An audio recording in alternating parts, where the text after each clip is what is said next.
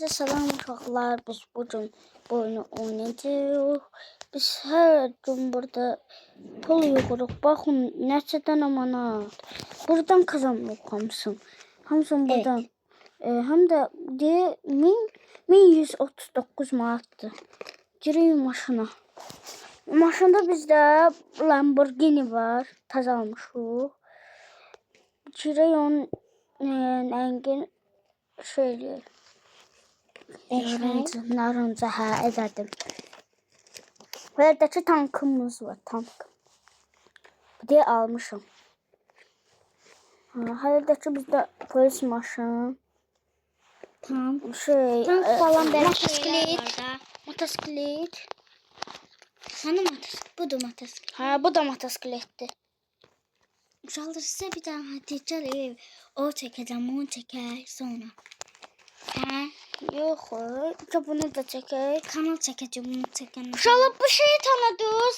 Robux'u demiştim, açmıram bunun için de ayıptır. Neyse çıxaq buradan.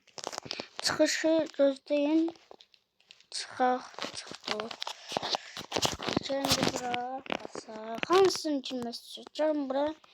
Yox. Nasıl buna? Gəlin buna çəkəm. Neyse. Ben bilirim, bende bunlardan hamısı var. Benim kuyruğum da var ya uşaqlar. Kuyruğumu koyun buraya. Benim kuyruğum da var. Bu değil. Bak. Bu değil kuyruğum. Öldüm. Neyse uşaqlar için olmaz. Size kuyruğumu göstermiştim neyse. Ben şu adamı yandırırım. Şimdi gittim. Ben kesin gideyim, gelin. Gelin kesin gideyim.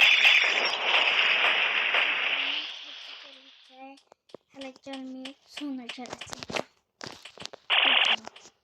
Çekiliyor, sessiz.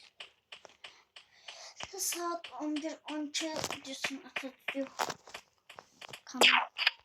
Bugün parka geldik uşaqlar. Kanal atacağım. Öldüm ya. Düşün ben belelemedi bu. Koy. Sen kimsin? Bunu vuracak. Bunun dişine bakın ya. Bunun dişine bakın. Lan hasta ne yiyorsun? Başı karab. Sen poşsun. Bu ne yiyor?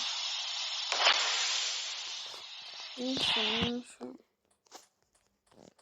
Ben de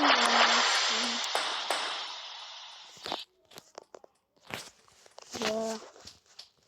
Sen kimsen tuvalette oturursun. Seni ben öldüreceğim. Seni yok, seni ben öldüreceğim. Ben seni öldüreceğim. Söz veriyorum.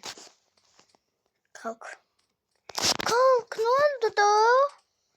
Kalk. Ne oldu bebe? Kalk.